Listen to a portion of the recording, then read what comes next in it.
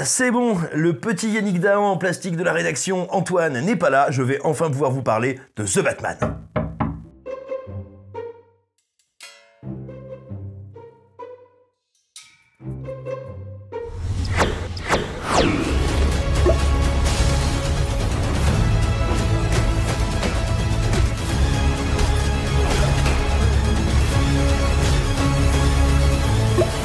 Bonjour à tous, c'est Antoine et bien sûr c'est moi et moi seul qui suis là pour parler de mon chouchou, de mon champion The Batman. Mais alors pourquoi on est là pour recauser du film de Matt Reeves? Eh bien tout simplement parce qu'aux États-Unis, le film est disponible depuis le lundi 18 avril sur la plateforme HBO Max, soit 45 jours après sa sortie en salle le 4 mars. Du coup ça devrait mettre un frein assez définitif à la carrière du film sur grand écran, d'autant que sa sortie en streaming l'amène forcément à être dispo immédiatement en téléchargement illégal, ce que ne manqueront pas de rappeler quelques youtubeurs peu scrupuleux, toi-même tu sais. Alors on pourra s'énerver sur le fait que l'absence de chronologie des médias aux US permet d'écourter l'exploitation d'un film, mais il faut tout de même se rappeler qu'il y a encore un an, Warner Bros avait opté pour la stratégie du day and date, c'est-à-dire une sortie simultanée de ces films en salle et sur HBO Max. Et bien oui, la crise sanitaire et la fermeture de certaines salles ont servi de prétexte à la major pour expérimenter, alors qu'en vrai il s'agissait surtout de rameuter de nouveaux abonnés sur la plateforme. Alors les chiffres sont assez flous et il est difficile de dire si certaines sorties ont réellement été sabordées par ce système ou si elles auraient floppé dans tous les cas sans HBO Max, mais en tout cas Warner a mis fin à la chose avec Matrix Resurrections fin 2021, et The Batman était donc non seulement le premier très gros blockbuster de 2022, mais aussi le premier film Warner à connaître une sortie, disons, à l'ancienne. C'est pourquoi il est très intéressant de se concentrer sur ses résultats au box-office, parce qu'ils amènent à se demander si Warner a fait finalement le bon choix, et si The Batman est bien le sauveteur tant espéré d'un box-office qui peine quand même à retrouver ses couleurs, quand on regarde les échecs successifs de West Side Story, Nightmare Alley ou encore plus récemment Ambulance. Pour ce qui est du démarrage du film, je vous renvoie à la vidéo qu'on lui avait déjà consacrée, mais pour résumer, The Batman avait très bien démarré, que ce soit en France ou aux États-Unis, s'approchant dans les deux cas des chiffres de The Dark Knight. Cependant, là où The Dark Knight et The Dark Knight Rises ont pu atteindre un box-office mondial impressionnant en passant la barre symbolique du milliard de dollars de recettes, The Batman n'a pas dépassé les 750 millions. Néanmoins, et je l'avais déjà dit dans la dernière vidéo, mais il faut tout de même prendre en compte le fait que The Batman est un premier opus, qui plus est alors qu'on a eu quand même 3 Batman différents en à peine 10 ans, à savoir Christian Bale, Ben Affleck et maintenant Robert Pattinson,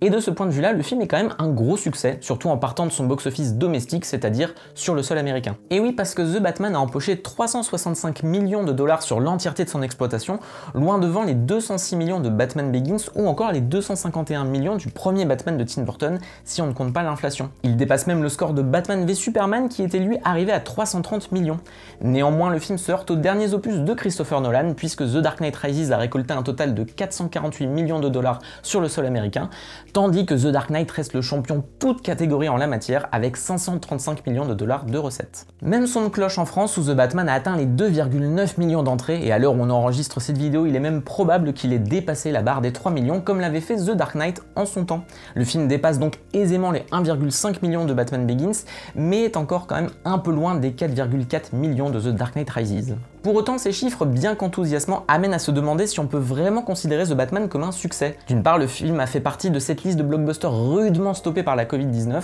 ce qui a amené son budget de 185 millions de dollars à sans doute grimper au fil de ses nombreux arrêts de production, ce qui a priori rend sa rentabilité plus difficile. Et puis comme je l'ai dit, le film n'a pas dépassé la barre du milliard de dollars alors que les derniers Batman de Nolan l'ont fait. Mais surtout le concurrent direct de DC, Marvel a réussi à faire de bon nombre de ses productions des milliardaires, à commencer bien évidemment par Spider-Man No Way Home et son hold-up hallucinant de 1,9 milliard de dollars de recettes mondiales. En bref, DC peine à convaincre autant avec ses super-héros maison, et à titre de comparaison, les 750 millions de dollars de The Batman sont un peu derrière le score final de Batman v Superman, qui avait amassé au total 874 millions de dollars à travers le monde. Or, à l'époque, Warner avait considéré le film comme un échec tout relatif, puisque la réunion des deux super-héros devait introduire en grande pompe le DCU de Zack Snyder. Du coup, on serait tenté de penser la même chose de The Batman, mais il faut bien comprendre que ses objectifs ne sont pas les mêmes. Le film de Matt Reeves assume son autonomie par rapport aux autres films d'ici et cherche avant tout à introduire une certaine vision foncièrement autoriste du Chevalier Noir. Et à vrai dire, il est impossible d'analyser le box-office de The Batman sans prendre en considération le Covid. Si d'aucuns voient dans le carton stratosphérique de Spider-Man No Way Home un retour à la normale,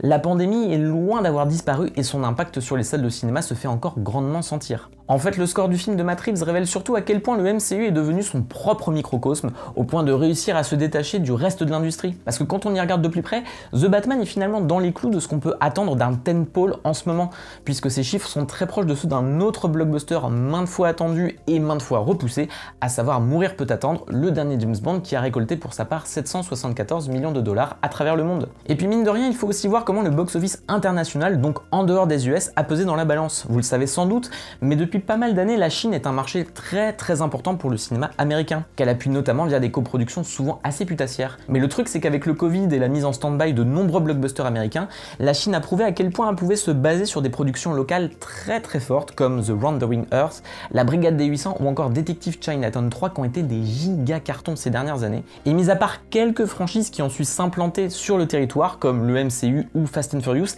la plupart des blockbusters ricains piétinent quand même pas mal. Et donc sans grande surprise, The Batman démontre que le Chevalier Noir est une icône qui parle avant tout aux occidentaux puisque le film a récolté à peine 22 millions sur le sol chinois, ce qui le rapproche des 25 millions de Wonder Woman 1984 qui pour rappel était sorti fin 2020 dans un contexte sanitaire qui était quand même encore moins favorable. Autant dire qu'on est très loin du carton improbable d'Aquaman, le seul film d'ici à avoir touché 298 millions de dollars dans l'Empire du Milieu. Mais est-ce que c'est vraiment si grave? Et bah pas vraiment, parce qu'au final The Batman a quand même réussi à obtenir un box-office international à 386 millions de dollars, ce qui est loin d'être déshonorant. Et pour le moment, le film reste de toute façon le plus gros box-office de 2022, loin devant Uncharted ou encore Sonic 2. Nul doute qu'il sera dépassé dans les mois à venir par des films comme Doctor Strange 2, Jurassic World 3 ou encore Avatar 2, mais ce qui est sûr, c'est que le film de Matt Reeves montre quand même que le box-office hors Marvel revient quand même un petit peu à lui. C'est peut-être pas aussi rapide qu'on le voudrait, mais pour un film lancinant de 3 heures porté par une réelle vision, n'en déplaise aux détracteurs du film, bah c'est franchement déjà pas mal. Mais vous savez aussi ce qui est pas mal, c'est de soutenir Écran Large à travers son abonnement qui nous permet d'être toujours plus autonome financièrement et de vous offrir chaque semaine plusieurs dossiers exclusifs sur des films qu'on surkiffe, de street trash à photo obsession. Le lien vers cet abonnement est dans la description et quant à moi je vous fais de grosses papouilles. Ciao. Stop.